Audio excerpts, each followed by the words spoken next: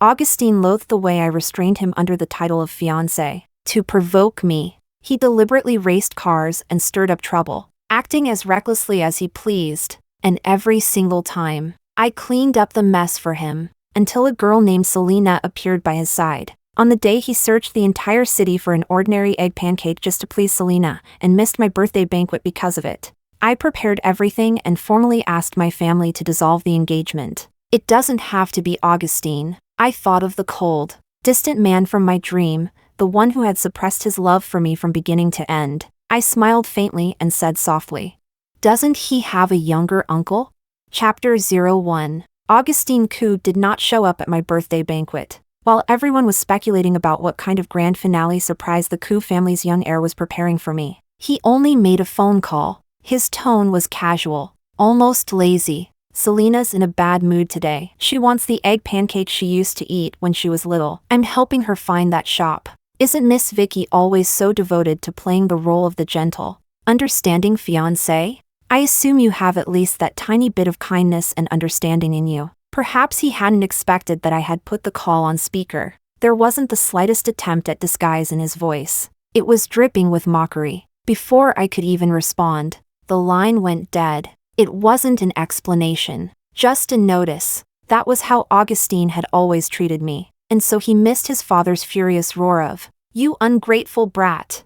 This boy has gone too far." His mother tried to comfort me. "Vicky, don't be upset. I'll drag him here tomorrow to apologize to you. As for that girl Selina, she's nothing more than some little stray he's keeping around to kill time. I promise you, she will never affect your position." I listened quietly and forced a pale smile. It was my birthday. It was also supposed to be the day we formally announced my wedding date with Augustine, but the man who had once sworn he would spend every birthday with me was nowhere to be seen. My parents' faces were livid. Yet I knew what they were really thinking, how to take advantage of today's incident to pressure the Coup family into conceding greater benefits in their upcoming business cooperation. So when I proposed calling off the engagement, I was scolded. Just as expected, everything was unfolding exactly like it had in that dream. "Don't be ridiculous." My father frowned, displeased. "Vicky, it's perfectly normal for men to have a few flings outside. You need to remember, you're the one Augustine is going to marry. Why lower yourself by squabbling over those insignificant women?" Even my mother, who had gone hysterical countless times over my father's own affairs, told me not to be so petty. Was I the petty one? I lowered my gaze, a silent curve of mockery tugging at my lips. After a long pause, as if I had finally made up my mind, I said, "It doesn't have to be Augustine." I recalled the cold man from my dream, the one who had silently suppressed his love for me all along. I smiled and spoke softly. "Doesn't he have a younger uncle?" Chapter 02. Augustine and I were childhood sweethearts, perfectly matched in family background and status. When we grew up, our engagement was only natural. But at some point, Augustine began to grow distant and cold toward me. He hated it when I got close. He loathed it even more when I tried to restrain him under the title of fiancé. To provoke me, Augustine did every outrageous thing imaginable. I lost count of how many times I had cleaned up after him. I once overheard friends advising him not to go too far with me. The handsome young man lowered his gaze and leaned against the wall. A spark flickered between his fingers. After a long moment, he stubbed out the cigarette. Then he let out a short, low chuckle. "Isn't this exactly what she likes to do? Miss Vicky works so hard to build this image of a gentle, considerate fiancé so she can marry into the Coup family. Don't meddle. If you ruin her calculations, she might not even thank you, she might come after you instead." The mockery and malice in his tone were unmistakable. I froze where I stood. It felt as though an invisible hand had clenched around my heart. The pain was so sharp it nearly suffocated me. I even forgot the sting in my palm where shards of glass had pierced my skin. I had been injured earlier while trying to stop Augustine, but he never noticed. When he saw me fall, he instinctively stepped toward me, only to stop himself abruptly, frowning with impatience. "Stop meddling." I ignored the wound, thinking I would settle things here first and then talk to Augustine properly. I hadn't expected that this was how he truly saw me. I forced myself to calm down. There must have been some misunderstanding between us, I told myself, and misunderstandings could be cleared up. But before I could even look into it, A girl named Selina appeared at Augustine's side. He protected her carefully, and he treated her with a gentleness and patience I hadn't seen from him in years. It was the day I met Selina that I had a dream. In the dream, Augustine still married me in the end. He put away his reckless, defiant nature and grew into an exceptionally capable heir of the Coup family. Yet toward me, his wife, he was respectful, but never intimate. I tried, too. After much effort, I finally softened his attitude toward me. If only a little, but one day, when I accidentally touched a handmade photo frame in his study, Augustine flew into a rage. Vicky, he called my name, his eyes icy when they looked at me, fury burning in his voice. I've already married you. What more do you want? Only later did I learn that it was a wedding gift Selina had given him before she left. Hidden behind the frame was a letter from her. What a cruelly ironic gift. At first, I thought it had only been a nightmare, until what happened at my birthday banquet today matched it perfectly. When I finally came back to myself, I tried to keep my voice steady. If the Coup family truly wants to choose a partner for cooperation, wouldn't Nathan be the better option? Nathan Coup, the Coup family's business prodigy, brilliant to an almost monstrous degree, yet cold and distant to the point of inhumanity. Even Augustine's father had to watch his expression carefully. He was far more outstanding than Augustine, and also someone my family could never hope to reach. When you're absolutely certain. My father remained silent for a long time before finally speaking coldly. Then come back and talk to me about this. Chapter 03. The next day, Augustine did not come to apologize in person. He didn't even send a single text message of explanation. As expected, as the Coup family's youngest son, born late in his father's life, he had always been doted on. Instead, it was his mother who called to apologize. After the call ended, my father told me to forgive Augustine, but perhaps my words from yesterday had stirred his ambition. So after a moment of hesitation, he ultimately didn't make me send a message first to make peace. I let out a quiet sigh of relief. The bold words had been spoken, but actually carrying them out was far more difficult. Setting aside the fact that I didn't even have Nathan's private contact information, he was currently overseas. Even staging a deliberate chance encounter was impossible, and if I were to rely solely on that dream, a faint headache began to form. But before I could come up with a proper solution,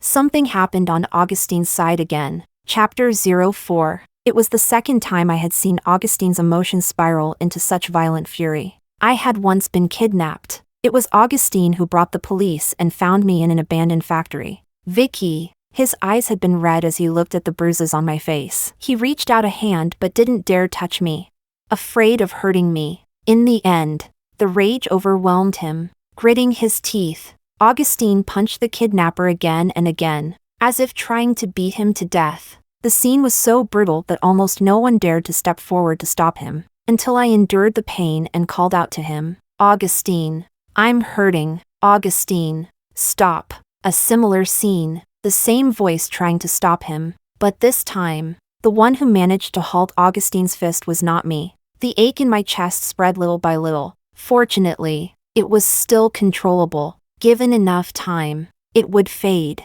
I watched calmly as Augustine viciously kicked the man one last time, then hurried over to check whether Selina was hurt. The protectiveness in his attitude was unmistakable. "You can actually endure this?" The friend who had brought me out to clear my head stared in disbelief, then said angrily, "Does that jerk even remember he has a fiancé?" I stopped her. I had intended to leave quietly, but one of Augustine's friends spotted me with sharp eyes. "Sister-in-law, your timing gets better and better." Huh? He blocked my way on purpose, speaking loudly. Then he grinned and called out to Augustine. "All right, Augustine, take Selina to treat her wounds first. Sister-in-law's here, she'll handle the rest." They had already assumed I was here to clean up Augustine's mess again. I was forced to stop. Augustine looked up and saw me. He froze. Instinctively, he let go of Selina's hand. A flicker of awkwardness passed through his eyes, but it quickly turned into understanding and anger. "Vicky." Augustine curled his lips into a smile that didn't reach his eyes. "You're behind this again, aren't you?" I frowned. "Behind what?" "Because I missed your birthday banquet. You deliberately sent people to bully Selina." He stepped toward me, his expression growing colder and more frightening with each step, until he stood before me, looking down from above. Isn't this your usual trick? One face in front of people, another behind their backs. Hypocritical to the core. I was stunned, looking past Augustine.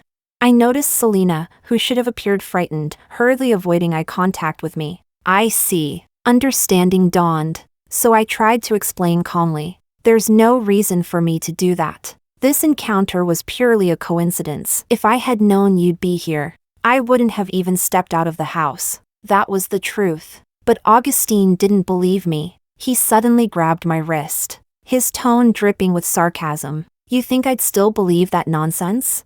Vicky, aren't you the one who's been racking your brain to marry into the Koo family? You're not even Mrs. Koo yet, and you're already throwing your weight around? Who do you think you are? What right do you have to interfere in my affairs? His grip tightened. Pain made me knit my brows. Let go. But Augustine didn't release me. His expression grew increasingly impatient and volatile. There was still no certainty with Nathan. For now, I couldn't afford to completely fall out with Augustine and the Koo family. Yet suddenly, it all felt absurd. The boy who once treated me like fragile porcelain, guarding me so carefully, was now deliberately trying to make me hurt more. So I closed my eyes and took a deep breath. Augustine, you. The sudden ringing of a phone cut me off. It also interrupted Augustine's childish punishment. When he noticed the redness in my eyes from the pain, he seemed to regain a sliver of reason. His grip loosened unconsciously, but he still didn't let go, unable to pull free. I answered the call with a cold expression right in front of him. Miss Vicky. Hello. Before I could speak, the other party greeted me coolly. His low, magnetic voice flowed through the receiver like an electric current.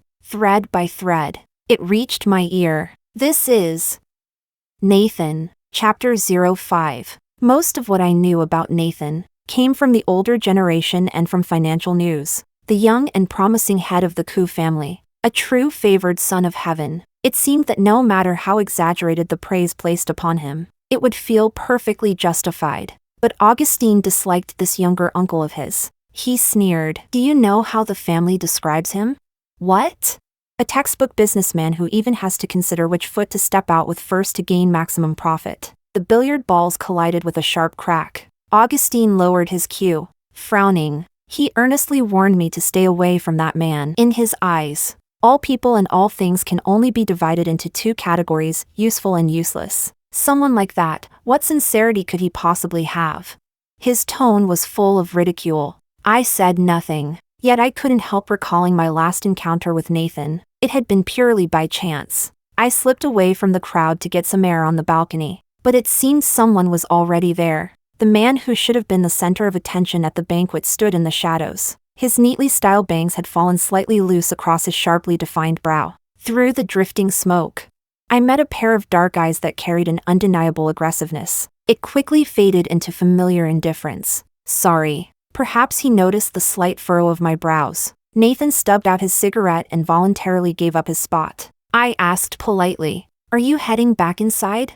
He paused, then tugged awkwardly at the corner of his lips. It's rare for this place to be quiet. I thought I'd be alone. I smiled, even though Augustine and I had grown up together. I wasn't particularly familiar with this younger uncle of his, so after a few polite exchanges, Nathan returned to the banquet hall. I thought that was the end of it, until a waitress suddenly brought me painkillers and a cup of hot water. That gentleman said that compared to a conspicuous coat, you might need this more. Startled, I glanced around. Only then did I realize the spot Nathan had given up was the only place on the balcony shielded from the wind. The pain in my lower abdomen had grown impossible to ignore, suppressing the heat creeping up behind my ears. I murmured a quiet thank you. Then, almost unconsciously, I looked toward the most dazzling figure in the crowd.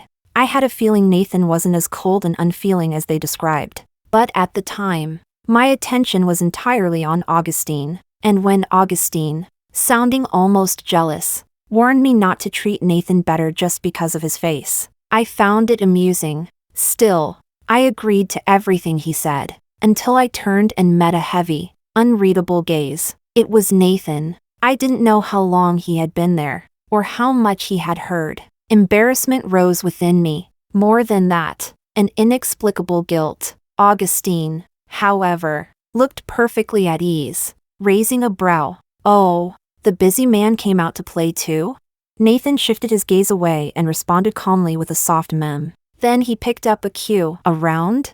With pleasure. As they brushed past each other, Nathan gave me a slight nod, a simple greeting. I let out a quiet breath of relief, assuming he hadn't heard anything. Not long after, he left for overseas market expansion, and I pushed that small incident to the back of my mind. But now, hearing Nathan's slightly husky voice by my ear, the memory resurfaced, and that faint guilt returned with it. Yet for me, this was also an excellent opportunity, so I ignored Augustine, who was still standing beside me. Mr. Koo, deafening music suddenly burst through the air, perfectly covering that formality. Something seemed to have happened again on Selina's side. She looked anxious, glancing repeatedly toward Augustine. Augustine hesitated. In the end, he coldly threw out, "Suit yourself," then released my hand and walked toward Selina. I didn't bother sparing them another glance. I hurried toward the exit.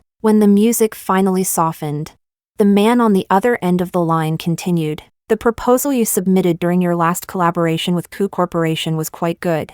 I was puzzled. "Not long ago, Secretary Lee told me you hoped for a chance to consult with me." He paused, perhaps because he truly couldn't think of a better excuse. In a low voice, he added, "I'll be back in the country the day after tomorrow." Once the words fell, silence followed.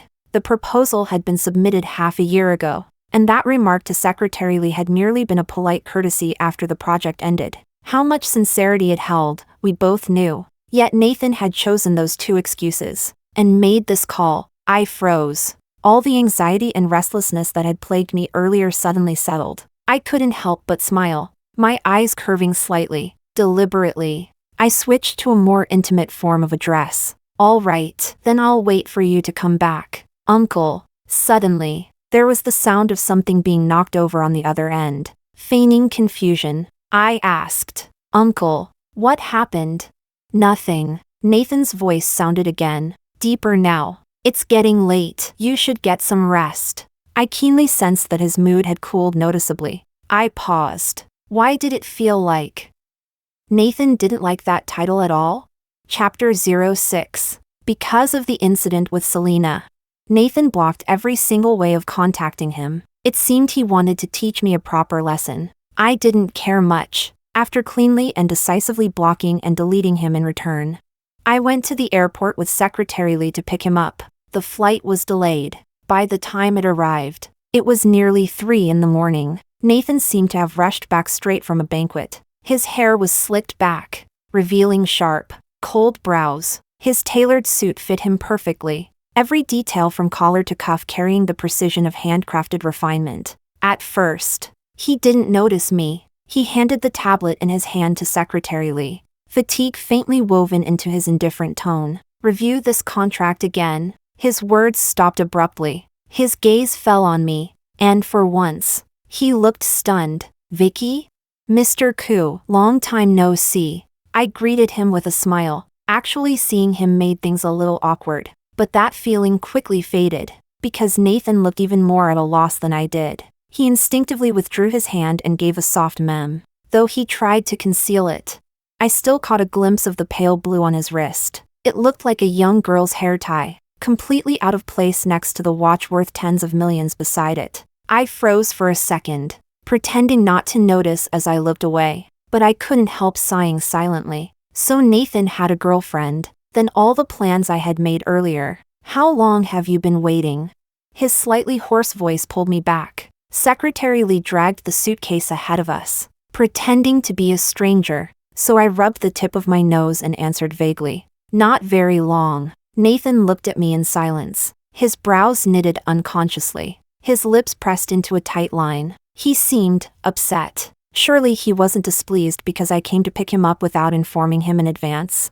My heart sank. I had just opened my mouth to explain, when I was suddenly rammed hard by a passing suitcase. Careful. My back collided with a warm body. Nathan instinctively wrapped an arm around my waist, obvious anxiety seeping into his voice. "Are you hurt?" I didn't answer. Instead, I stared blankly at the hair tie on his wrist, now fully exposed. Strung onto it was a small pink and white crystal flower. I hadn't examined it closely before, but now, the longer I looked, the more familiar it felt, and the more unsettled I became. Did you twist your ankle? Seeing me silent for so long, Nathan, assuming I had sprained something, frowned slightly. He crouched down without hesitation. Long fingers carefully touched my ankle as he asked softly, "Does it hurt here?" His palm was scorching hot, the contact brief, yet it carried a strange familiarity and restraint, as though someone once held my deliberately mischievous foot the same way. Suppressing himself, voice husky and awkward as he coaxed me. "My body's hard. Don't hurt your foot stepping on me." Watching Nathan, still bent over to check if I was injured. A bold and almost unbelievable guess slowly surfaced in my mind. As if possessed, I spoke. "On the winter solstice 2 years ago, where were you, Mr. Koo?" The moment the words fell, Nathan's body stiffened. Abroad. He didn't lift his head, replying with forced indifference, as if to strengthen the credibility of his answer. He added, "I was handling cross-border trade with a biotech company at the time." To hell with cross-border trade. I stared at the familiar small mole behind his ear and almost laughed from anger. When I spoke again, I couldn't suppress the sarcasm. President Koo really has an excellent memory, remembering details from 2 years ago so clearly. Nathan pressed his lips together and said nothing more. Chapter 07. I once lost control after drinking. It was at Augustine's villa. Back then, I could freely enter and leave any property under Augustine's name. It was past midnight when someone returned. I don't quite remember what kind of drunken nonsense I made. The last shred of rationality in me stopped that person from turning on the lights. Because I was too much of a mess. I didn't want that humiliation exposed under bright light. "All right." The man paused, then agreed. He was terribly bad at comforting people. Even compliments came out awkward and halting. I had to teach him bit by bit. Thankfully, he grew smoother with practice. "You're very good. You're not anyone's accessory, and your excellence is not a bargaining chip for some future marriage. Then do you love me?" I grabbed his collar, my gaze gradually unfocused. "They say only when I have value am I worthy of being loved. And to my family, my only value was a political marriage." The man suddenly fell silent. "You can't even lie to me?"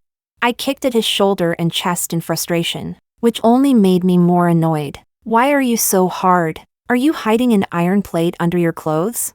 The muscles beneath my foot tensed even more. I thought I heard a muffled laugh, but soon my ankle was caught by a scorching palm. I'm hard." His voice was hoarse as he coaxed me. "Don't hurt your foot."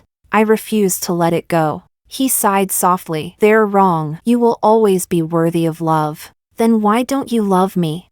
"Because I like you." I tilted my head up and watched him bend down. Then a light, gentle kiss fell on the thumb I had pressed against my own lips. "I don't want to lie to you. I like you, but that feeling hasn't reached the level of love. I'm not sure whether I even have the ability to love someone." He said it seriously, solemnly. I was very drunk. After thinking for a while, I asked again, "Then when will you be able to love me?"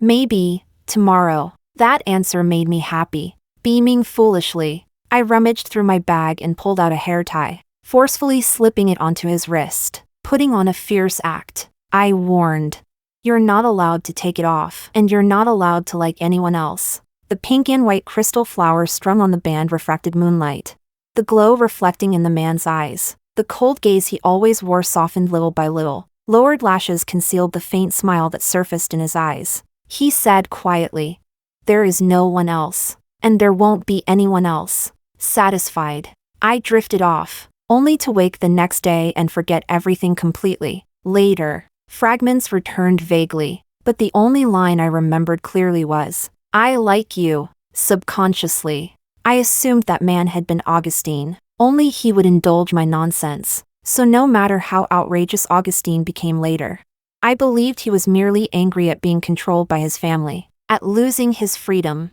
not because he didn't like me. But now, the forgotten memories surged back like a tide. The blurred figure gradually overlapped with the man before me, Realization came too late. The one who had said he liked me that night had always been someone else. Chapter 08. Nathan stiffly changed the subject. After all, we were still outside. Sensing the timing, I didn't press further. Instead, I followed him into the car on my own. He paused slightly as he got in, but in the end, he said nothing. Secretary Lee tactfully raised the partition. What made President Koo decide to return to the country?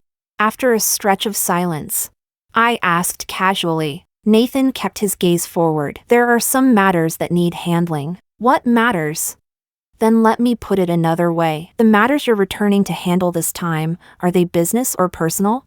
The moment the words left my mouth, Nathan's fingers resting on his knee curled reflexively. After a pause, he answered without changing expression. Both. And among the personal matters, is there one? I leaned closer to him, my gaze naturally falling on the wrist hidden beneath his sleeve. Smiling lightly, I asked, concerning the original owner of that hair tie? Nathan's eyes snapped up to meet mine. The depths of his gaze were like a glacier on the verge of melting, calm on the surface, yet concealing an unpredictable and dangerous undercurrent. He was the first to look away. What do you want to know? I didn't respond. Instead, I took a deep breath and suddenly shifted, straddling his lap. The distance between us vanished instantly, our breaths intertwined. Yet even so, Nathan looked at me with extreme composure. Secretary Lee said you've been following a project recently. You've been working overtime for quite a while. He could even speak like a proper elder concerned for a junior. A trace of disapproval in his tone. You should have gone home earlier to rest. Are you implying I'm not clear-headed right now? President Koo? Nathan Koo said nothing, which was as good as admitting it. I laughed in anger and wrapped my arms around his neck. A hint of provocation flickered in my eyes. Then perhaps President Koo can think of a way to make me clear-headed. I really was angry. Angry that by now, we both clearly understood everything. Yet Nathan still insisted on pretending not to hear, not to see. Was admitting he liked me truly that disgraceful? Augustine had been like this, and Nathan was the same. Or had he already regretted it? If so, then why did he still keep that hair tie around his wrist?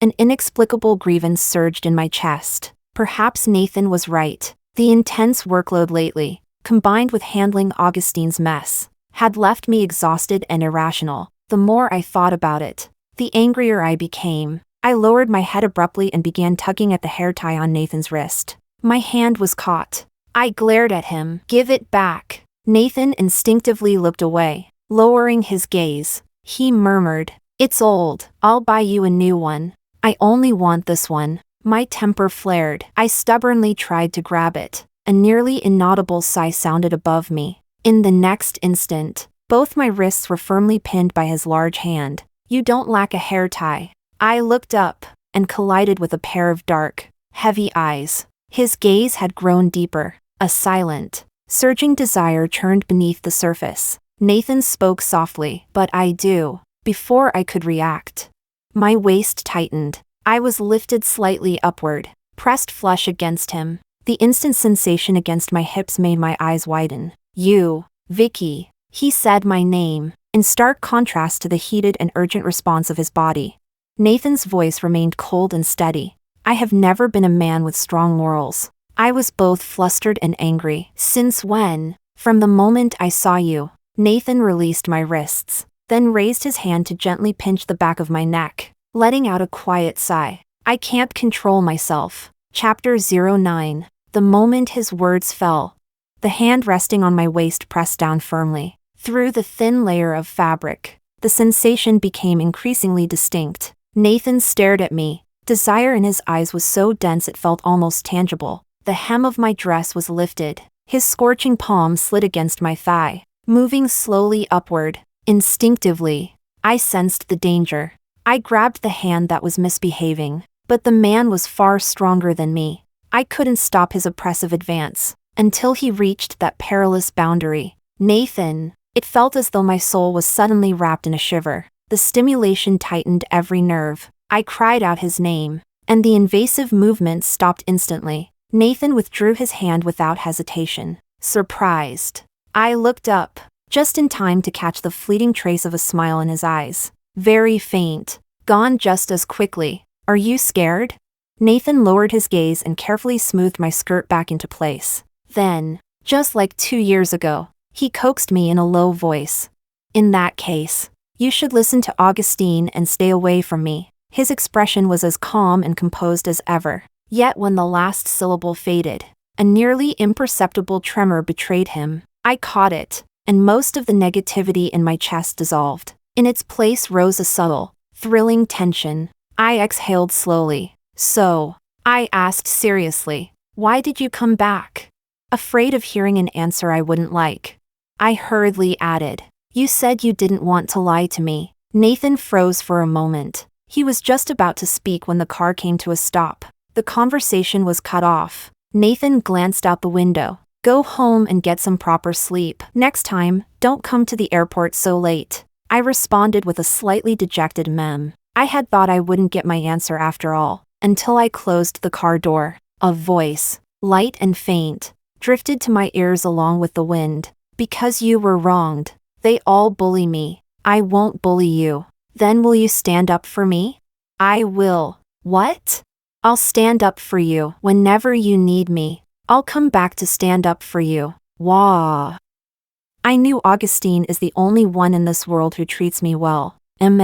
Chapter 10. My father quickly learned that Nathan had returned to the country. Don't forget our agreement. He glanced at me, his gentle tone laced with unmistakable warning. If you can't manage it, then lower your head to Augustine as soon as possible and smooth things over. I smiled and agreed. Then I turned around and replied to the unfamiliar message. If he's injured, he should see a doctor. I'm not his mother. Augustine had gotten hurt racing cars for Selina. One of his friends texted me, asking me to go over. He probably still hadn't realized I'd blocked him too. Otherwise, he wouldn't have stopped at just a single message. After replying, I blocked the number as well. Then I switched back to my chat with Nathan. In one go, I sent him the photos my friend had taken of Augustine and Selina going out intimately together, along with the text message from just now. Pitifully, I typed, Uncle, do I really look that much like a tool to you? As for the matter of how I addressed him, after confirming Nathan's feelings for me that day, I privately asked Secretary Lee. Secretary Lee had clearly been warned in advance. He answered vaguely, then said meaningfully, Miss Vicky, do you want to address him the same way young Master Augustine does? Only then did I realize, I never would have guessed that he could get secretly jealous even over something as small as a form of address. The more I thought about it, the more complicated and amusing it felt. If he could get jealous over such trivial details, then in other matters, wouldn't he be drowning himself in barrels of jealousy? I remembered again what Nathan had murmured in the car that day, but I do. For some reason, I felt that at that moment, he had been aggrieved. He hid it too well, so well that I couldn't resist wanting to provoke him, to see the wildness and desire hidden beneath his calm. Nathan replied quickly, No, I'll discipline him and make him apologize to you. Serious and rigid. I could almost see him replying in that stern manner through the screen. I pouted in boredom, but I continued messaging him anyway. I said, today's food was too salty. Will I swell up tomorrow? /worried. Nathan replied, No. Nathan replied, I know a very good chef. I said, but I want to eat something made by Uncle. There was a long silence. I assumed Nathan had gone back to work and didn't think much of it. But not long after, Secretary Lee bombarded me with messages. Secretary Lee, Miss, what exactly did you say to President Koo? Why is he looking up apartments near your company and asking me which lunchbox looks nice? I raised a brow and replied, Can't your President Koo want to transition into a domestic, good husband type? Secretary Lee, and yet someone had already planned out an entire week's menu in private. But the message he sent me contained only 3 cold words. Not appropriate. TSK. So secretly passionate. I laughed in irritation and went straight to the point. My dad told me to build a good relationship with you. Nathan replied, I said, President Koo's single-word replies are truly cold. Silence again. I poked Secretary Lee. What is your President Koo doing right now? Secretary Lee, am I also part of your play now? Smile smile. Despite that, Secretary Lee still secretly sent me a short video. In the video, Nathan was frowning, looking somewhat displeased. Before I could see clearly, he suddenly seemed to sense something and looked up directly at the camera. The video shook violently and ended abruptly. He had discovered it. Holding my phone, I wondered if I had gone too far. He seemed unhappy. Just as I was hesitating, Nathan's message popped up. It was an animated sticker, a cute little dog wearing a yellow hat, lying in a basin, nodding vigorously. Above its head were two big words, MMMM. I froze. A bold thought suddenly surfaced. Was Nathan just now seriously searching for a cute sticker?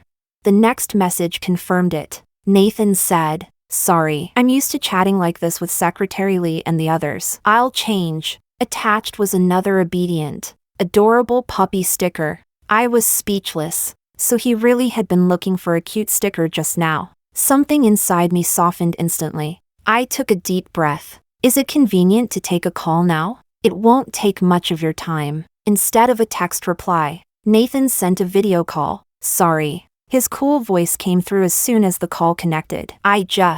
Nathan. I cut him off and blurted out, "Let's have an affair." The moment the words left my mouth, the always composed and self-controlled man's face went blank for a split second. Then, the tips of his ears, hidden beneath black strands of hair, flushed completely red. Chapter 11. Augustine had been in a terrible mood lately, with an underlying sense of unease, but he couldn't quite pinpoint what was wrong. In the end, he blamed it on the pressure from his parents' control. Vicky must have gone to complain again. Even his mother, who had always doted on him, had warned him with unusual severity this time. Augustine, you can fool around with women outside if you must, but they are absolutely not allowed to step into the Koo family's doors. Your future wife can only be Vicky unless you find someone better than her. Only Vicky. Only her. Those words echoed like a curse in Augustine's ears, irritating him until he clenched his teeth. Why could it only be Vicky? Why did even his feelings have to be controlled? He was a person, not some puppet whose every move was dictated. But perhaps that was exactly why Vicky was so determined about that position. Lately, she had gone further and further. Augustine let out a cold laugh. Yet he didn't want to admit it. When he realized Vicky had done those things out of jealousy, a secret satisfaction had bloomed inside him. As if the more Vicky liked him, the more she cared about him, the more it proved he still had some power to resist the control imposed on him. But this time, Vicky had gone too far. He needed to teach her a lesson. That was what Augustine told himself. Augustine, perhaps intimidated by his dark expression. The people around him pushed one another, none daring to step forward. In the end, it was Selina who lifted a gentle smile and walked over softly. You really didn't need to get so angry at Miss Vicky because of me. She only targeted me because she cares about you too much. I understand. She paused, raising her hand as if to smooth the crease between his brows. I know you'll marry in the end. I've never wanted too much. Augustine instinctively avoided Selina's touch, but the words "cares about you too much" inexplicably eased his irritation. He snorted coldly. She's the one in the wrong. Why are you making excuses for her?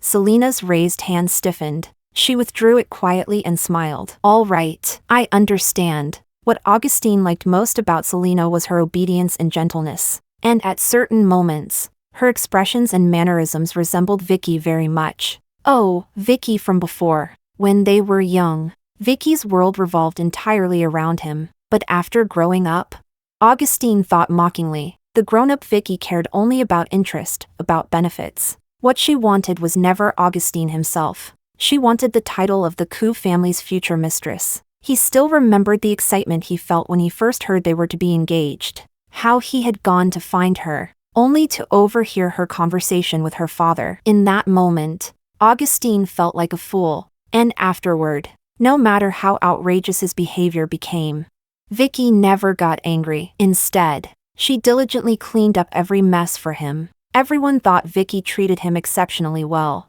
but Augustine believed it was simply because she couldn't bear to lose the position of Mrs. Koo. Until later, when he accidentally caught the lonely, hurt look in Vicky's eyes. Only then did he realize, beyond interest, Vicky did actually like him. The discovery pleased Augustine, yet it also carried a faint, vengeful thrill. So not long after, Selina appeared by his side.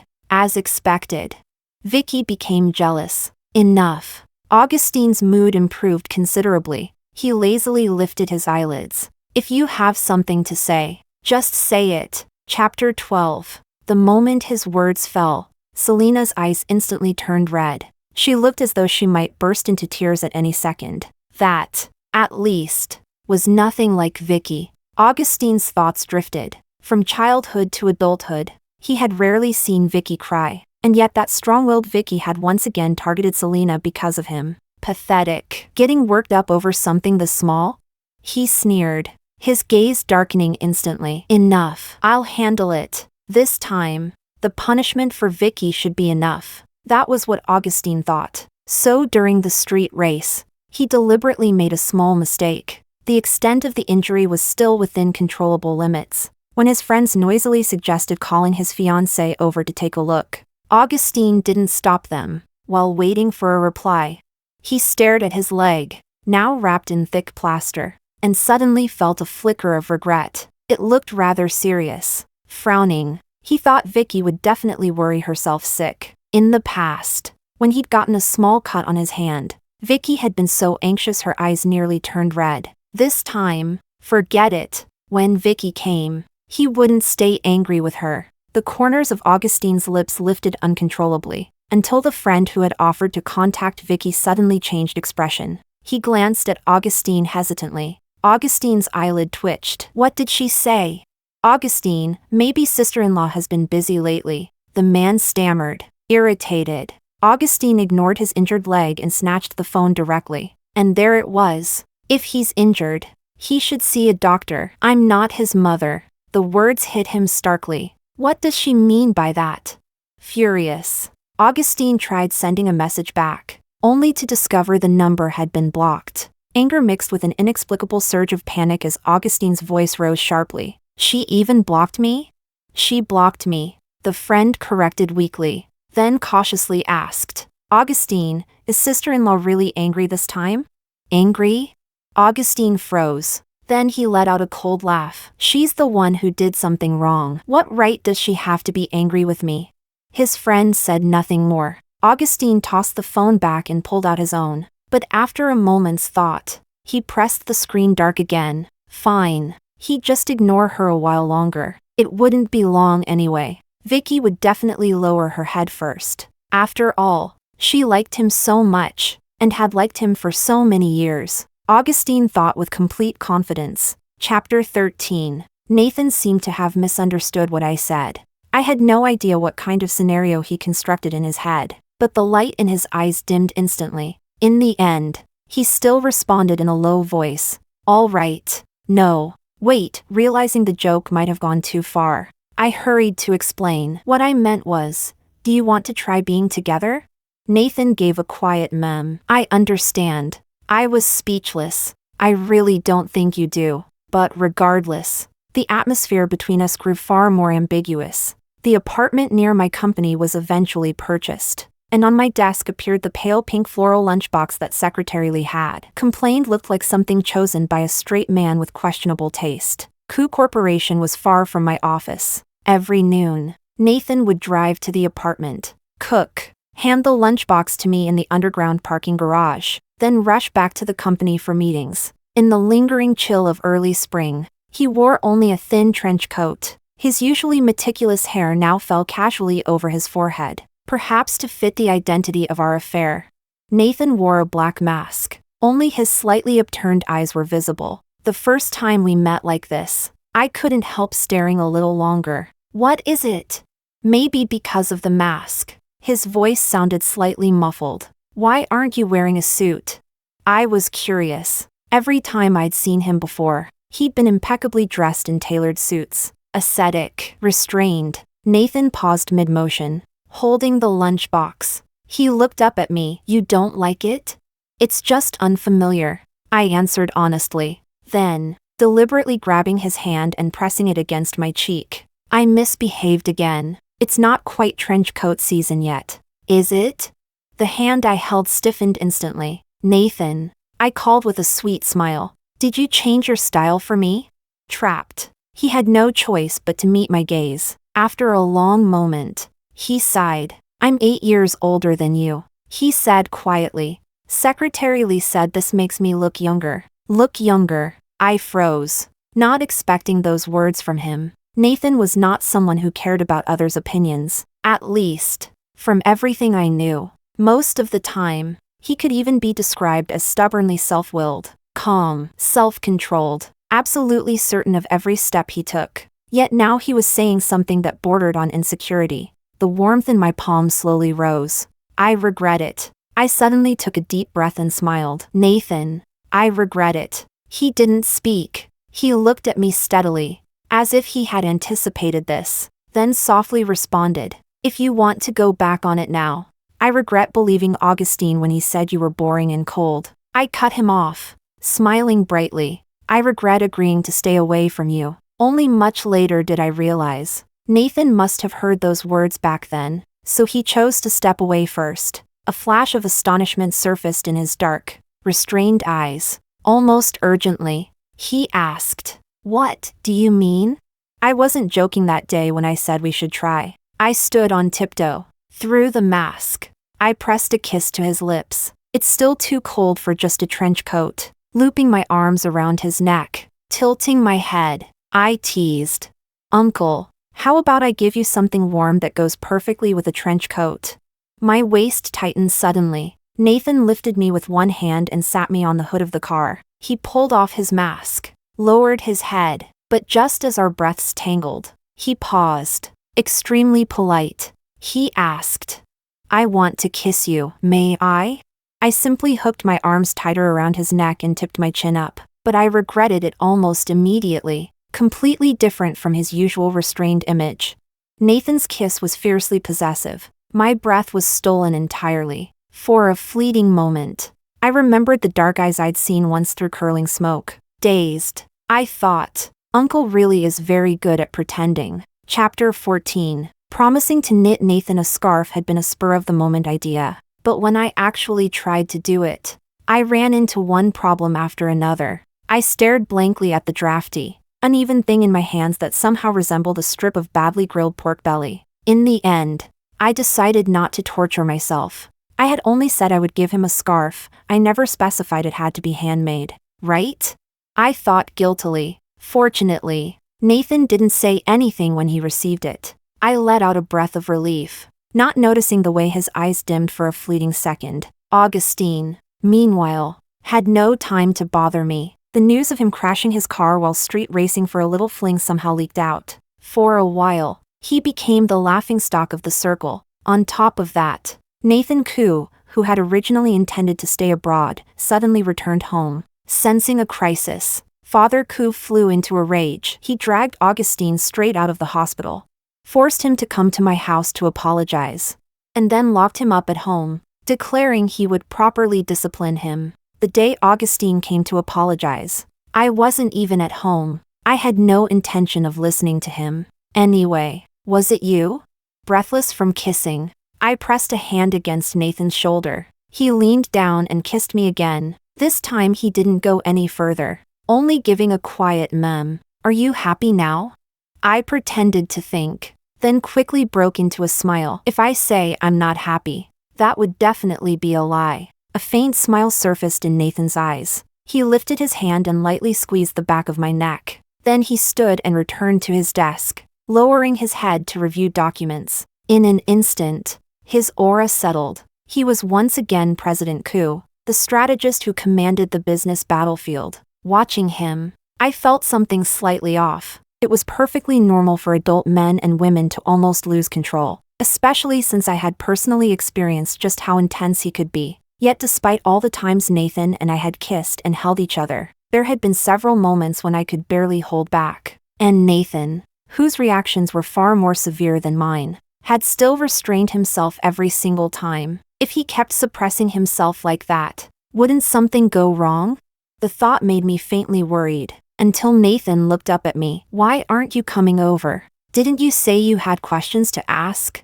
"I'm coming," My father knew I often visited Nathan. He assumed I was merely currying favor. And, pleased with that assumption, didn't restrict me, which conveniently allowed me to stay by Nathan's side and learn from him. You're not afraid I'll use what I learn against you? In front of Nathan, I gradually became more like myself. Excitedly, I teased. The business world is a battlefield. President coup. Nathan didn't mind at all. His tone was calm. If you want to learn, I'll teach you. Just a few simple words. Yet for some reason, my nose stung. I hurriedly lowered my head to hide it, but my voice still carried a thick nasal edge. So good to me? I joked lightly. Or is President Coup just very confident in himself? I suddenly thought of my father. I knew he had an illegitimate son outside. I knew he was deliberately grooming that son. As for me, in his eyes I was nothing more than a marriage alliance tool. Then I thought of my mother, once such a confident and capable woman. She had gradually become insecure and hysterical in her failed marriage. What's the point of a girl being so strong?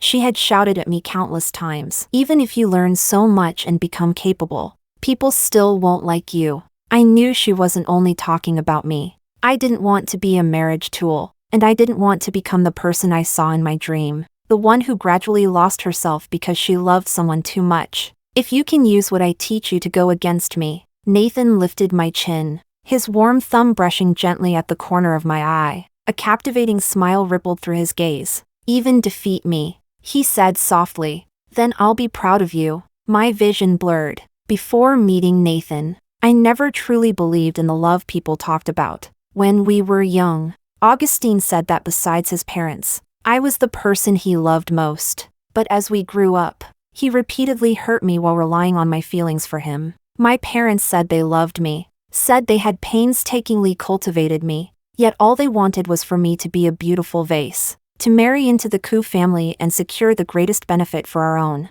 To achieve that, I had to keep yielding, because they loved me, and to repay that love, I had to sacrifice. Nathan had never said he loved me. He had even bluntly told me, I'm not sure whether my liking for you has reached the level of love, but he quietly paved the way for me. And whenever I turned back, he was there, silently telling me he would always stand up for me. What am I going to do, Nathan? I laughed, grabbing his hand and pressing it tightly against my cheek, rubbing against it, murmuring softly, if you keep being like this, I'll only like you more and more. In the beginning, I had only wanted to use him as an excuse to resist my father and the Coup family. Nathan was silent for a long time. His long, thick lashes lowered, hiding whatever emotion lay in his eyes. I thought he would say something like, then I hope you'll like me even more. But instead, Nathan suddenly lowered his head and kissed me, more fiercely than ever before, as if it were the last embrace of his life. Desperate and consuming, dazed by the kiss, I failed to notice that something was wrong. Chapter 15. My relationship with Nathan grew increasingly steady. The next time I saw Augustine was at a private club. I was following Nathan around, learning from him, and happened to witness Selina rising on tiptoe to kiss Augustine of her own accord. I couldn't help sighing inwardly. He'd been locked at home and disciplined for so long, yet he still hadn't given up. It seemed Selina was his true love after all. But before I could watch any longer, a hand covered my eyes. A low voice sounded by my ear. Jealous?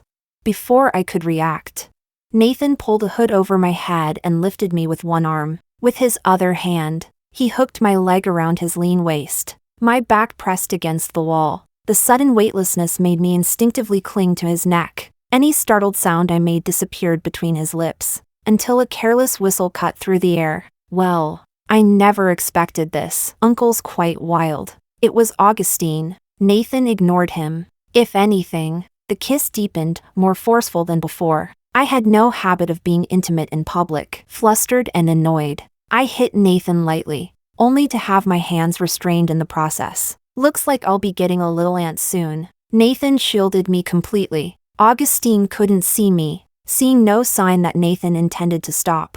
Augustine chuckled and decided not to stay and embarrass himself. But before leaving, he added casually, "Oh right, it's my birthday today. If you don't mind, Uncle, bring your girlfriend along and join the fun." Birthday? I froze. Only then did I remember. But it had little to do with me now. Soon enough, my engagement with Augustine would be dissolved. Not long after Augustine left, Nathan released me, his gaze dark. I glared at him. Next time. Can you not? Augustine hates me. Nathan suddenly interrupted, lowering his eyes. He gently wiped the lingering moisture from the corner of my lips. What do you mean? I didn't quite understand, but unease stirred faintly in my chest. So if you want to get back at him, you can use me. I stared at him, then I laughed in disbelief. You still think I got close to you just to retaliate against Augustine? Nathan didn't answer directly. Instead, he changed the subject. Secretary Lee said you were learning to knit a scarf?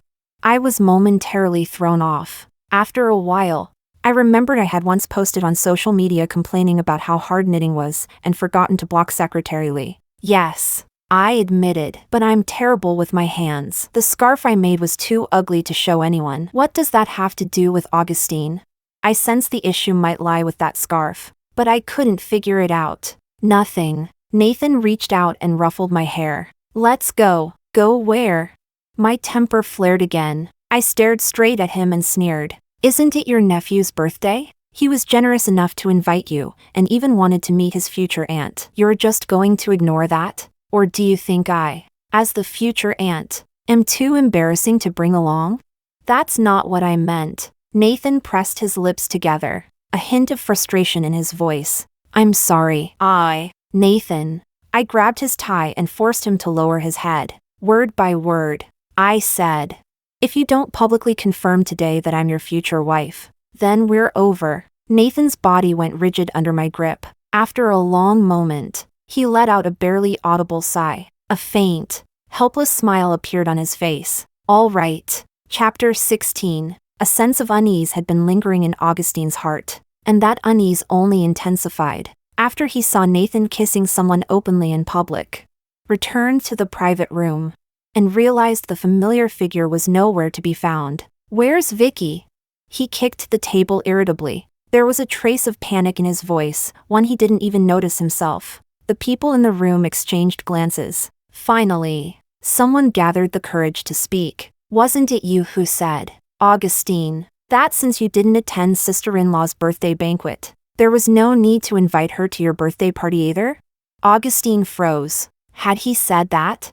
He genuinely couldn't remember. I was talking out of anger and you idiots took it seriously? He glared at them, furious. Then what are you waiting for? Go get her. But not long after, Augustine.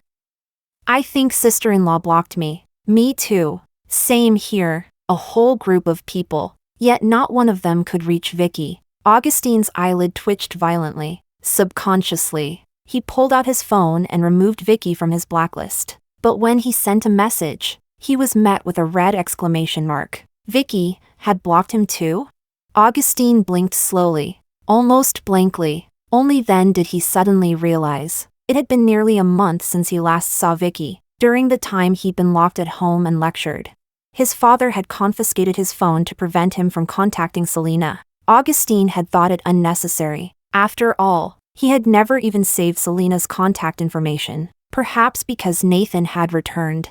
His father had tightened control even further. Augustine had no way to contact the outside world, let alone see Vicky. This birthday was the only reason he'd been allowed out. His mother had pleaded on his behalf, but Augustine had never expected that the surprise awaiting him would be this. Just this morning, he had even received a birthday gift from Vicky. Good, very good. After discovering that even his calls were blocked, Augustine clenched his teeth in fury. He stood abruptly, intending to go find Vicky himself, when the door was pushed open. Uncle? Augustine's brows knitted tightly at the sight. He hadn't expected Nathan to actually show up and join their chaos. Politeness on the surface was still necessary. Sorry, Uncle, I've got something to handle. Weren't you the one who said you wanted to meet your future aunt? A familiar voice sounded from behind Nathan. The moment he heard it, Augustine's eyes widened instantly. His heart pounded so violently his fingertips went numb. All that unease from before solidified into something tangible. Vicky walked in, standing beside Nathan, her fingers interlocked with his, the gentle smile on her face. the one he had known for over a decade. She tilted her head slightly and smiled sweetly. Why is it that now your future aunt is here, and you're the one trying to leave, little nephew? For a moment, a buzzing filled Augustine's head, as though a heavy hammer had come crashing down, leaving him bloodied and stunned. Only then did he understand. That earlier sense of familiarity had not been an illusion. Chapter 17. When I saw Augustine's face drain of color in shock, I was calmer than I had imagined. I even felt bored. I had known Augustine longer. I had once truly liked him. Yet now, looking at him, I felt nothing. Perhaps whatever feelings I had were worn away bit by bit while I cleaned up his endless reckless messes. I had only endured it out of obligation. Until someone told me, Vicky, you don't have to live like this. You have other paths you can take. At that thought, I couldn't help smiling faintly. What do you mean? After a long while, Augustine seemed to recover some rationality. He stared at me intensely, his voice hoarse. Vicky, what is this supposed to mean? You should call me Aunt. I corrected him, deliberately lifting the hand intertwined with Nathan's and waving it in front of him. Raising a brow, I asked, isn't it obvious? Bullshit. Augustine kicked the table violently, the crash echoing through the room. He instinctively tried to come toward me, but Nathan stepped in front of me. The tall man stood firm, his presence cold and oppressive. Augustine, he said icily, is this how you were taught to treat your elders? Elders? Augustine curled his lips in contempt. Who exactly are you referring to? Something about his tone felt off, but before I could think it through, he suddenly laughed again. His voice turned strangely indulgent. Enough. Vicky, you don't need to use him to get back at me. I'm not angry anymore. I've thought about it a lot. Even if you were marrying me for family interest, as long as you like me, even just a little, that's enough. But as he spoke, the confidence in his voice began to tremble. At some point, his eyes had reddened. Forcing a smile, he said, I don't mind anymore. I won't use Selina to provoke you, so stop using Nathan to make me jealous, okay?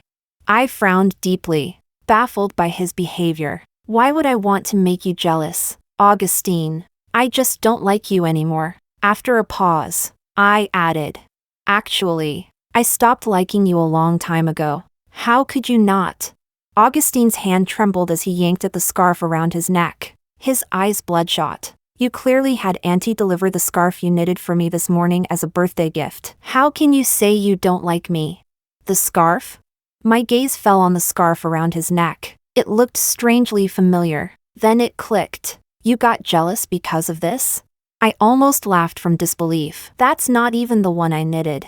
The moment the words left my mouth, Nathan's body went rigid. He stared at me, rare confusion in his eyes. So that was it. How could I forget? He was always the type to get jealous over nothing. He had sulked silently even over a form of a dress before. Rubbing my temples, I explained. I borrowed that from a friend as a template. Who knew my mom would think I knitted it myself and send it over?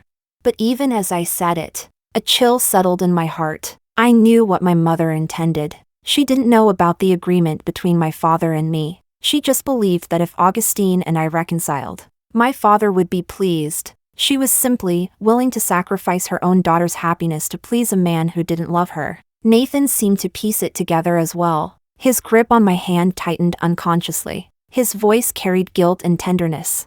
I'm sorry. We'll settle this later. I glared at him fiercely. My goal for coming here was achieved. There was no need to stay and watch further drama. I pulled Nathan toward the door, but just as I pushed it open, Augustine called out, You really have terrible taste in men. He seemed calmer now. The smile on his lips didn't reach his eyes. Word by word, he said, If you don't like me, then what? You like that lunatic standing beside you? The malice in his tone was almost tangible. Rage made my hands tremble. I turned, ready to speak, but Nathan gently patted the back of my hand in reassurance. Calmly, he removed his watch and the hair tie from his wrist. His fingers lingered on the hair tie for a long moment. A faint smile flickered in his eyes. Remember to give it back to me, he said lightly. I only have this one. Then he turned around and slowly rolled up his sleeves. Augustine, He lifted his gaze. His voice was cold, condescending. If no one ever taught you manners, I don't mind giving you a proper lesson. Chapter 18. Augustine's leg had only just healed when Nathan broke it again, but no one dared say it was Nathan's fault. After all, Augustine had publicly insulted his elder first, and I took the opportunity to release the photos and videos I had prepared. Most were intimate shots of Augustine and Selina. Some were records of the reckless incidents I had cleaned up for Augustine over the years.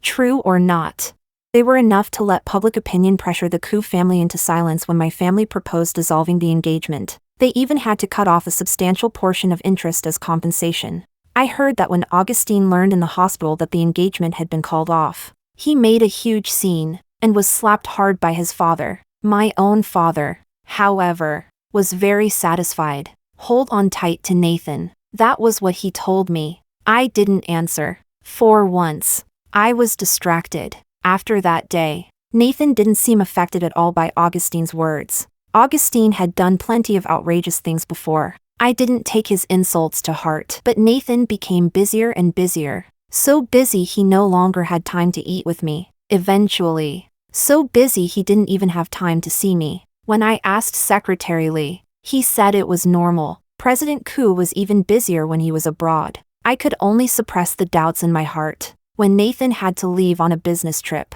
I even expressed understanding. One day I'll earn enough money to keep you as my kept man. When I said that, I pounced on him and bit his collarbone hard. The night before he left, I shamelessly insisted on staying over at his place. In the end, nothing happened. Nathan's self-restraint was so extreme that I almost began to doubt whether I was attractive to him at all. If not for the kisses he left on me, still scorching, still lingering. All right, Nathan kissed me again, restrained, controlled. After he went abroad, life continued. I was busy dealing with the illegitimate son my father had inserted into the company, and Nathan was busy earning himself a bride price. His words, not mine, but we talked every day. Nathan would always pinpoint the flaws in my proposals, then patiently guide me step by step on how to deal with the old foxes on the board.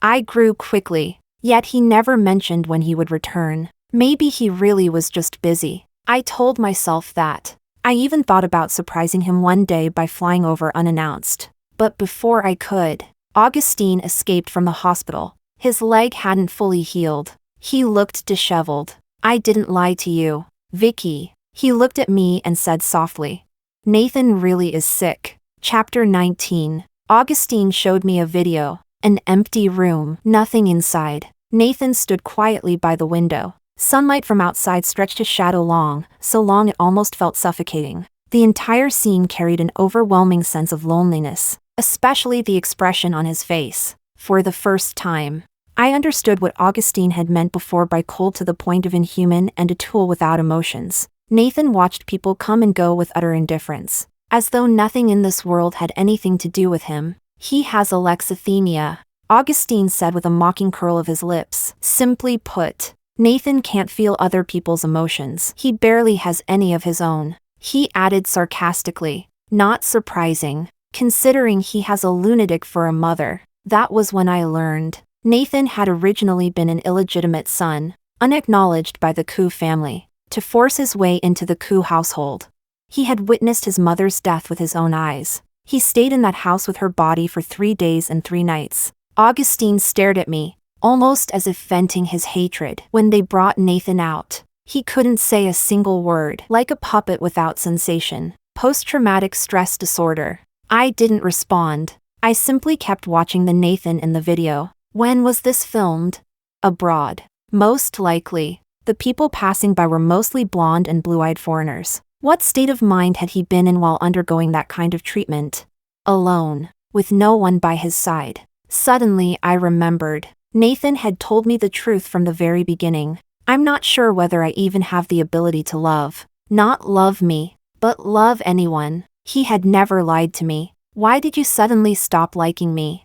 Augustine muttered. His face was filled with confusion. Was it because of Selina? But I never liked her. I just thought she resembled you, the way you used to be. I thought. His voice broke. It took him a while before he could continue, tears choking his words. I never stopped liking you. I just overheard your conversation with your dad. I thought you were only good to me for interest. You're not some delicate flower raised in a greenhouse. I smiled faintly, calmly stripping away the last of his excuses. You're not an ignorant child either. You can tell sincerity from hypocrisy. Even now, you're still making excuses for your own cowardice. Augustine, you're both pitiful and laughable. His throat bobbed violently. His eyes burned red. After a long time, he whispered, I'm not. Save that for yourself.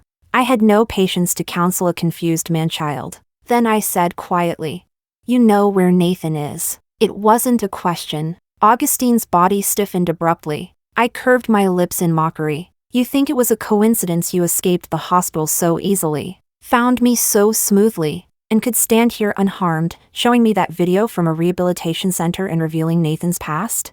For a fleeting moment, I felt a trace of sympathy for Augustine. Very little. What do you mean?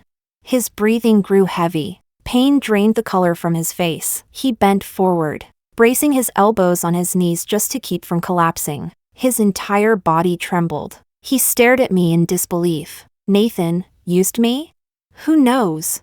I shrugged, expressionless. I snapped the SIM card in half, then smashed the phone that held the video. That's something I'll have to ask him in person. I remembered once asking Nathan pitifully if I looked like a tool to him. He hadn't forgotten to vent my anger for me. I tried to smile, but couldn't, so I stopped pretending altogether. Just before leaving, I suddenly remembered something and turned back. Looking at Augustine very seriously, I asked, have I never hit you before? Chapter 20. Nathan was in the villa that once belonged to Augustine, now under his name. Forget leaving the country. He hadn't even left the city. I let out a cold laugh and hung up on Secretary Lee. Birds of a feather. When I arrived, no one else was inside. Familiar with the layout, I walked straight toward the room that used to be mine. The door was slightly ajar. Low, restrained breathing drifted through the crack. I stopped at the doorway, one breath after another. Suppressed desire pushed to its extreme, until it sounded almost on the verge of collapse, desperate. The lights weren't on, just like that night 2 years ago. The moment I stepped inside, Nathan's scent enveloped me completely. At this rate, he'd ruin himself. I thought expressionlessly. In the dim light, I could vaguely make out the figure curled on the bed. Nathan didn't stop. If anything, my presence only made his movements more intense. The sound of breathing mixed with something else, almost deliberate. I thought a duet would sound better. I spoke calmly. Nathan clearly hadn't expected that. He paused. Tired? I added helpfully. Need assistance? After a moment of silence, a hoarse, muffled chuckle filled the room. I thought you'd be scared and run away. He said that would be the normal reaction. I never claimed to be normal. I sat down on the edge of the bed, content with what little I could see. Then I took over. A low groan escaped him. His body trembled. You shouldn't have come here. His voice softened instinctively, coaxing as always. Go back. Secretary Lee will help you. From now on, you can do whatever you want. No one will stand in your way again. I want to be my family's heir. You can. I want to acquire the Koo family. Another low laugh. That too. And you? I didn't stop. If anything, I was rougher. My tone turned mocking. Stay here and indulge yourself to death? Let your body rot before anyone finds you? Nathan remained tolerant. Only when he truly couldn't endure it would he arch slightly, easing the overwhelming sensation. He smiled faintly. Monsters deserve ugly deaths. He had been smiling more lately. I hated it. Who called you a monster? My hand tightened. Secretary Lee? The cuss? Or you? Nathan fell silent. Nathan, no one gets to call you a monster. Not now. Not ever. I let go and found his hand in the dark. Interlaced our fingers. Sticky palms pressed together without care. My voice hardened. Whoever says it, I'll tear their mouth apart. And if I end up being called a monster too, so be it. You're not. His breathing grew uneven. For once, he used a stern tone with me. Don't say that. Then stop me from becoming one. To hell with gentleness and reason. I had never been that kind of person. Chapter 21. My fingers brushed against something slick and raised. The hair tie. Soiled. I paused, then firmly pulled it off. Vicky? Nathan sounded startled. Instinctively, he tried to take it back, but in the next second, his entire body went rigid. The elastic stretched to its limit. The crystal bead brushed against the most sensitive place. For a fleeting moment, Nathan trembled even harder. After a second's thought, I gave up on wrapping it a second time, leaving myself a way out. Perhaps. I've put the hair tie back on you. This time, I won't give you a chance to take it off. But I'm still very angry. Angry enough to want to bite you to death. I paused, then vented my frustration by biting his lip, until I tasted blood, and the salt of bitter tears. Nathan didn't resist, even pushed to the brink. He only breathed unevenly. Still gentle, still steady, still tolerating everything I did. Nathan. I called his name. Calmer now. If you wanted to give me a way out, then you should have stayed far away. At least don't let me see you. On the way here, I had figured many things out. Why Nathan was always restraining himself. Why a man who got jealous over the smallest details had never publicly acknowledged our relationship. Why he never once mentioned changing the engagement, even though I had hinted at it countless times. Even though with just one word from him, the engagement partner could have become him. But Nathan had done nothing. He had simply handed all the choice to me. Smart girl. Nathan didn't seem surprised. He lifted a clean hand to touch my cheek and sighed softly. But I can't bear to. Then don't let go. After a long silence, Nathan's calm voice sounded again. I thought I was getting better. But when Augustine said that word, he paused. Voice rough. Vicky. I relapsed. I felt the emotions draining out of me again. Everything became blurred. I was even afraid that one day I'd have to rely on imitation just to like you. You're so good, and you're still so young. You should have better choices. I listened quietly, then suddenly laughed. Would you really allow me to choose someone better? The hand holding mine tightened abruptly. Then, as if remembering something, he loosened it carefully, afraid of hurting me. That was my answer. Yes. Nathan gave a low, humorless laugh. How selfish of me. Is selfishness so bad? I shifted and straddled him. Love is selfish. Or are you planning to be generous again like 2 years ago? Let go of my hand and watch me get hurt one more time? The body beneath me tensed instantly. Nathan's breathing quickened. Never. Then don't let go of my hand. My nose stung. My voice softened. Nathan. This time let me stay with you, okay?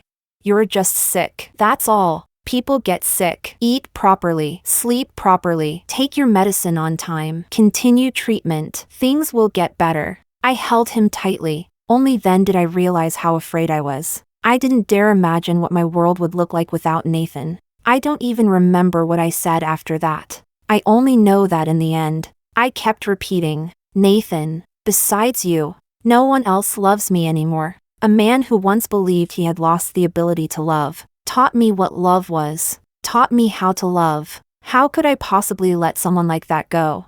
Nathan, I don't think I've ever properly said this to you. So let me say it now. I like you. I like you. Chapter 22. I love you. Nathan. The arms around me tightened abruptly. All the restraint, the suppressed possessiveness and hunger, broke free at once. Nathan tilted his head up and kissed me, fierce, as though he wanted to tear me apart and swallow me whole. And then, slowly, it softened into something almost reverent, careful, lingering. A nearly inaudible sigh escaped between our lips. Finally, Nathan answered me in a low voice. Besides you, no one else would love me either. Nathan had grown up hearing people call him a monster. It only eased slightly when he began to display extraordinary talent. And it disappeared completely when the old master died, and Nathan came close to taking control of the Koo family. Many people believed he had caused the old man's death. How absurd. Nathan had merely witnessed the man's final struggle before death.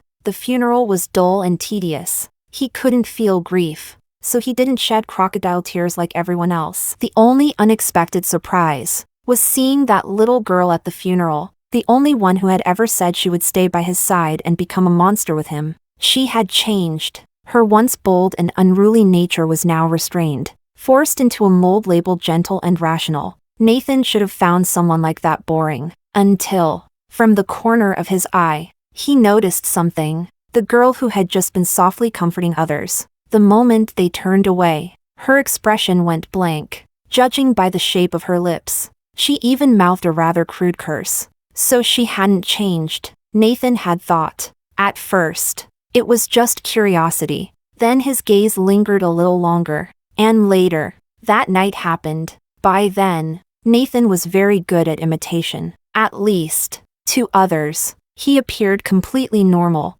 But he wasn't. He had lost the ability to love. Even saying "I like you" was only because Vicky was different to him. Even the doctor had said his condition was improving, though slowly. Nathan had intended to explain everything clearly to Vicky when she was sober. He hadn't expected to overhear that conversation instead. All right, I'll stay away from him. Nathan had stood there, feeling oddly blank. He shouldn't have been able to feel anything. So why had he suddenly found it hard to breathe?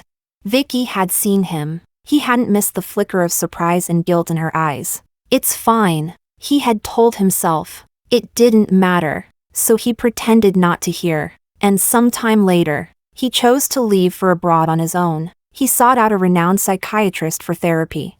He eventually left the rehabilitation center. The doctor said his condition had improved greatly. Perhaps. Nathan unconsciously rubbed the hair tie around his wrist. That was his medicine. Chapter 23. Vicky was wronged. The moment Nathan learned of it, he returned to the country without hesitation. He never once considered whether he even had the right to fight for her. He only knew one thing. Vicky had been wronged. He had to go back and stand up for her. That had been promised long ago.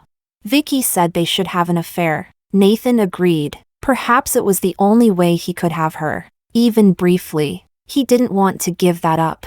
The scarf Nathan received was from a luxury brand, but Secretary Lee mentioned that he had seen Vicky post on social media. She was learning how to knit. Then where was the one she made? Had she given it to someone else? Nathan saw the scarf around Augustine's neck. He thought this was how it should be. He had already prepared himself to let go. Until Vicky, fuming, said that scarf had nothing to do with her, and declared that she was his future wife. The tiny flame in Nathan's chest reignited, only to be extinguished again by Augustine's single word. Lunatic. Cold to the core. Nathan relapsed. Nathan went to the villa. He was afraid, so he relied on relentless, overwhelming stimulation to remind himself of his love for Vicky. Yes, love. It took Nathan a long time to understand. Loving Vicky had become instinct carved into his bones. He didn't want to lose it. Vicky came, as expected, but Nathan still softened, so he deliberately showed her the ugliest, most broken side of himself. He told himself it was fine. If she was frightened and ran away, that was fine. She deserved better choices. But Vicky walked in. Vicky said she loved him. All right. She said it herself. This time, even if it killed him, he would never let go of her hand again. Two monsters, meant to cling to each other to the very end. When Nathan woke up, there was a scarf around his neck. Drafty. The kind that clearly had been handmade and imperfect. It must have been the one the girl had knitted herself but felt too embarrassed to give. There was also a new hair tie on his wrist. A matching pair. The other one was on Vicky's wrist. Nathan sat there for a long time, lost in thought. In the end, he decided, perhaps he shouldn't be a monster after all. He wanted his girl to stand in the sunlight, openly, proudly, receiving everyone's envy and blessings.